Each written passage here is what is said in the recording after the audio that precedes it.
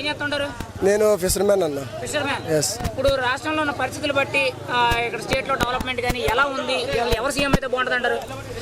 ఖచ్చితంగా జగన్మోహన్ రెడ్డి సీఎం అవడు. చంచల్ కూడా జైలుకి వెళ్ళిపోతాడు. అభివృద్ధి శూన్యం, పథకాల పేరిట ఎన్నో కోట్లు దొబ్బేశారనే విషయం అందరికీ తెలిసిందే. 30,000 మంది మహిళలు అదృశ్యమైన కానీ దానికి సమాధానం లేని యొక్క ప్రభుత్వం. ఈరోజు చూస్తూ ఉంటే ఏదైనా ర్యాలీలు చేస్తూ ఉంటే ర్యాలీల్లో గులకరాలు కూడా వాళ్ళే వేస్తారు. ఏమి తెలియనట్టు పక్క వెళ్ళిపోతారు. ఈరోజు అంగరంగ వైభవంగా జరిగినటువంటి నామినేషన్ కూడా తండోపతండాలుగా వచ్చినటువంటి జనం అంతా కూడా స్వచ్ఛందంగానే వచ్చారు.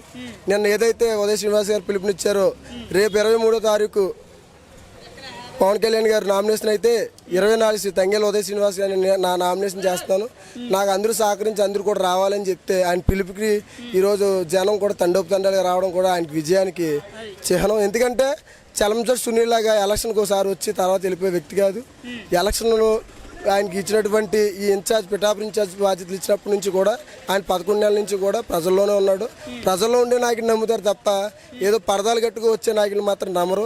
జగన్మోహన్ రెడ్డి ఖచ్చితంగా పాదయాత్రలో ముద్దులు గుద్దులు పెట్టేసి అన్నిటినీ మోసం చేశాడు. ఇప్పుడు ఆయన ఏదన్నా ఇప్పుడు అంబేద్కర్ విదేశీ విద్య ఉంది, ఆ విద్య పేరుని మార్చేసి జగన్ విద్య అన్నాడు. ఈయన ఏమైనా అంబేద్కర్లో గొప్ప గొప్ప పనులు చేసి సాధించి మహానుభావుడు ఏంటి ఈయన పేర్లు పెట్టుకోవడానికి? చాలా మంది చెప్పే విషయం ఏంటంటే విదేశీ విద్యా విధానం అనేది ఫారెన్ వెళ్ళి చదువుకుని విద్యార్థులకు ఉపయోగపడేది. ఆ స్కీమ్ పేరు అనేది అంబేద్కర్ పెద్ద చదువులు చదువుకొని ఆయన రాజ్యాంగం రాసిన వ్యక్తి కాబట్టి అంత గౌరవనీయుడికి ఆ పేరు పెట్టారండి. ఆయన ఒక గౌరవం.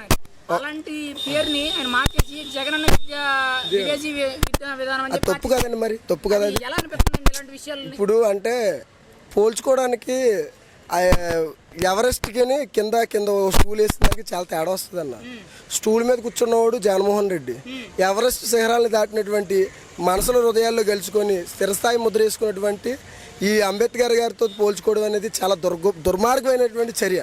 ఫస్ట్ ఆఫ్ ఆల్ ఈయన ఏంటంటే ఎన్టీ రామారావు గారి పేరు తీసేసి వేరే వేరే పేర్లు పెడతారు, యూనివర్సిటీ పేర్లు, పెద్ద పెద్ద మహానుభావుల పేర్లు తీసేసి వీళ్ళ పేర్లు పెట్టుకుంటారు. దయచేసి ఫస్ట్ ఆఫ్ ఆల్ ఈ వైసీపీ ప్రభుత్వం పేర్ల మీద ఈ పబ్లిసిటీ మీద ఉన్న శ్రద్ధ ఇదంతా కూడా ప్రజల యొక్క బాగోగులు, లేదంటే హాస్పిటల్లో మంచి వసతి, మరుగైన ఏదైతే మనకి డ్రైనేజీలు కావాలి, రోడ్లు కావాలి.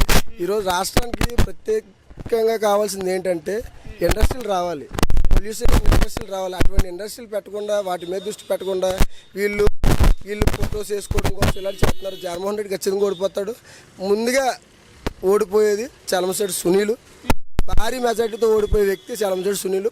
భారీ మెజార్టీతో ఎంపీలో నెగ్గే వ్యక్తి తంగేల ఉదయ శ్రీనివాస్. ఈరోజు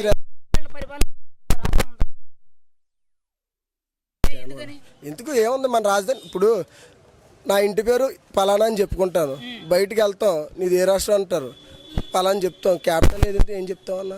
ఇప్పుడు అమరావతి అని చెప్పుకోవడానికి గర్వంగా ఉండాలి. ఇదేంటి మూడు ముక్కలు ముఖ్యమంత్రి.